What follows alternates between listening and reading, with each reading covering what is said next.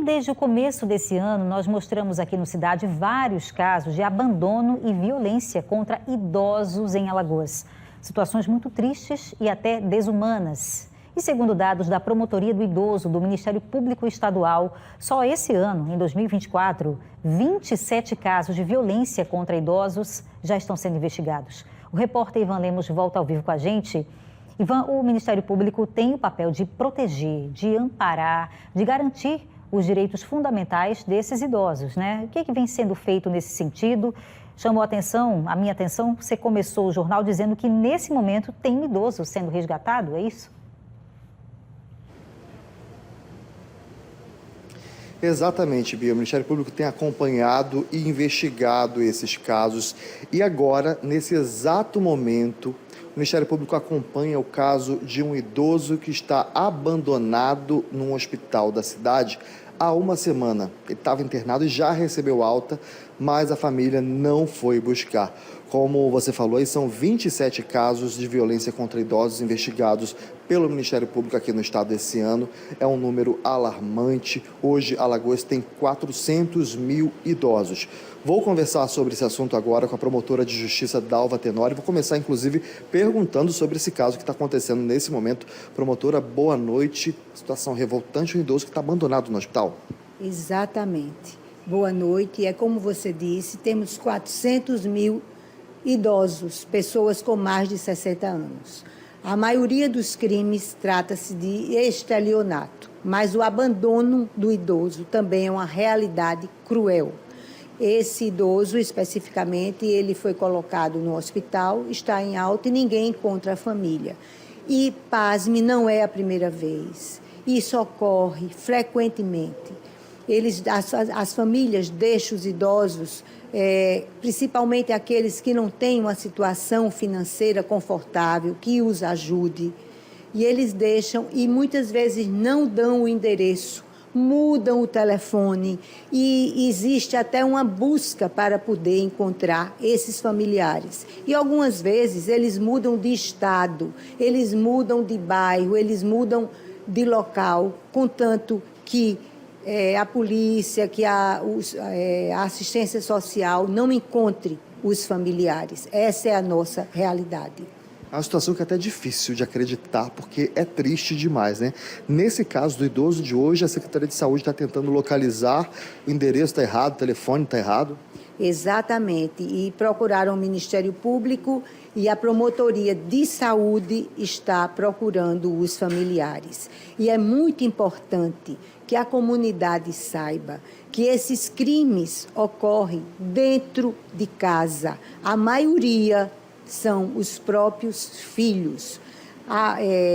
Essa retirada do patrimônio do idoso, muitas vezes ele tem uma situação financeira confortável, mas a sua conta bancária é saqueada por netos, bisnetos, pelos filhos. E muitas vezes esses idosos que têm uma situação financeira confortável ficam até sem os medicamentos. Aqueles que têm uma situação mais difícil são algumas vezes abandonados depois que o cartão deste é retirado.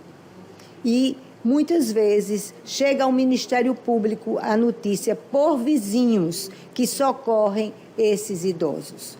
Então, é muito importante que a comunidade fique alerta, porque o idoso, principalmente aquele depois de 80 anos de idade, que tem uma vulnerabilidade maior, ele não sai de casa, ele não passeia, dificilmente os familiares levam.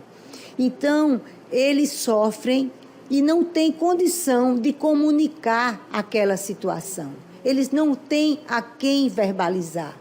É por isso que é tão importante esse olhar cuidadoso daquelas pessoas que sabem que tem um idoso naquela casa, naquela rua. Às vezes o idoso vai a um posto de saúde ou a um banco fazer um empréstimo com o filho. É muito importante que aquela pessoa que está acolhendo converse com ele, tente saber que tipo de vida ele tem, se ele está se sentindo bem, olhe o corpo, se tem marcas, pergunte o que foi que aconteceu, porque É dessa maneira que nós vamos descobrir que aquele idoso está sendo maltratado, está sofrendo violência, está diante daquelas lesões, nós podemos fazer uma denúncia. E a senhora citou aí, na hora de ir ao banco, por exemplo, o crime de abuso financeiro foi o que mais acontece no estado, segundo os dados do Ministério Público, né? A gente, inclusive, mostrou recentemente uma senhora de 92 anos que tinha o benefício e aí ficava à míngua, não tinha comida, não tinha medicamento. Então, na hora de ir ao banco assinar essa documentação, é muito importante que o gerente, quem está atendendo ali, perceba, né, a reação dessa pessoa também. Exatamente, porque normalmente essas pessoas pegam o cartão do idoso, vão até o banco para tirar um empréstimo e diz ao idoso, olha, assine aqui. O idoso acredita em tudo. O idoso não tem força para dizer, olha, não tire mais esse dinheiro porque eu preciso comer, eu preciso comprar o meu remédio. Ele não tem essa noção. Não tem, muitas vezes ele está tão vulnerável que mal ele verbaliza. E geralmente o idoso tem medo da família. Ele tem medo que o filho fique aborrecido e deixe ele em algum lugar.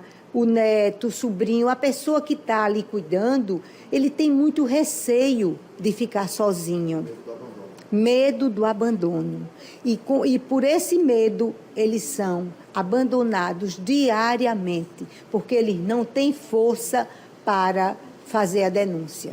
A gente estava conversando até antes de entrar ao vivo sobre a diferença aí entre criança e idoso. A criança, ela ainda vai para a escola, ainda tem um poder de denunciar, de alguém perceber. O idoso fica mais dentro de casa, então é mais difícil de perceber também. Exatamente. A criança vai para a creche. A criança brinca na rua às vezes, então sempre tem um olhar diferenciado, um olhar de fora para fazer a denúncia. O idoso, quando ele não tem alguém que olhe por ele, que cuide dele, ele fica abandonado em casa, sujo, sem as mínimas condições de higiene, sem uma alimentação adequada, porque muitas vezes ele tem até um salário ou um benefício que lhe deu o direito de passear, de procurar uma fisioterapia, de sair, caminhar na praia, encontrar algum amigo, mas isso custa algum dinheiro, porque você sai, às vezes precisa pegar um táxi, pagar uma gasolina, e o que é que acontece? Às vezes quem está gerindo o dinheiro daquele idoso não usa o dinheiro nesse sentido, de melhorar, de amparar, de cuidar, de dar uma alegria para aquela pessoa, de sair, de ver gente, de passear na praia. Não é que é um direito fundamental, como a saúde, como o medicamento. E é importante também que a comunidade saiba que o idoso tem prioridade quando ele vai ao banco, quando ele vai em hospitais, quando ele tem um processo na justiça. É muito importante que a tramitação é mais rápida. O idoso tem a passagem de ônibus gratuita e outros direitos mais que a população tem que ficar alerta e exigir. São políticas públicas de acolhimento. E isso é muito importante que se exija e se coloque em prática. Precisa se respeitar, né? A gente estava falando da violência financeira, que em alguns casos também ela vem acompanhada da violência física, né? Se aquele idoso às vezes recusa, ele pode inclusive ser agredido pelos filhos. Isso tem acontecido aqui no estado? Exatamente. Muitas vezes, eles, quando chega alguma pessoa, eles cobrem os braços e eles dizem que cai. Eu caí da cama, eu caí no banheiro. E depois se descobre que era o cuidador, que era um familiar. Às vezes até o vizinho, quando sabe que aquele idoso está só, entra, leva seu cartão, rouba. Muitas vezes eles são maltratados por familiares, usuários de drogas, porque nós temos muitos casos. E lhe digo mais, nos casos dos idosos, existe uma cifra oculta, ou seja, existe um grande número de episódios dessa natureza que não foram detectados. Então, eu acredito que não seria apenas esse número que o Ministério Público apresentou. Seriam muito maiores dados e números de expoliação financeira, de assédio moral, ou seja, dizer para o idoso, se você não me der esse dinheiro, se você não me entregar isso, eu não vou comprar a sua comida, eu não lhe levo para ver o seu neto, o seu bisneto. Então, há toda uma dor física e psicológica também, que esse idoso sofre. E ele não tem, se ele não conviver numa igreja, não conviver num local que tenha amigos ainda, porque muitas vezes o idoso vai para a porta da rua, encontra aquele amigo que também é idoso e fica ali, mas outros não têm nem acesso a pessoas, a passantes, a pessoas ali na rua.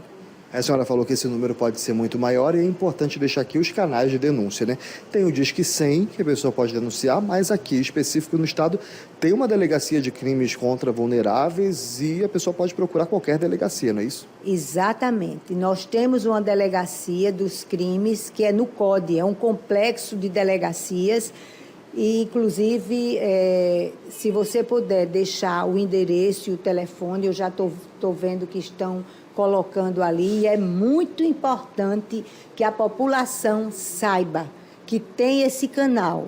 Mas se esse canal não for suficiente, procure o Ministério Público, procure outras delegacias de outros bairros que eles serão encaminhados. Agora, não deixe de denunciar. A denúncia salva, a denúncia tira aquele idoso de uma situação que deixa o ser humano sem condição de uma vida digna. Doutora, muito obrigado pela sua entrevista ao vivo aqui no Cidade. Então, só repassando aqui o endereço da delegacia, fica no CODE, mas o endereço certinho, Avenida Comendador Leão, 1725. E tem um telefone também para denúncia específico dessa delegacia, que é o 98884 6043. 98884 6043. E, claro, o Disque 100. São 400 mil idosos no estado. E esse número do Ministério Público de 27 casos de violência esse ano, que pode ser muito maior, porque muitos idosos têm medo de denunciar.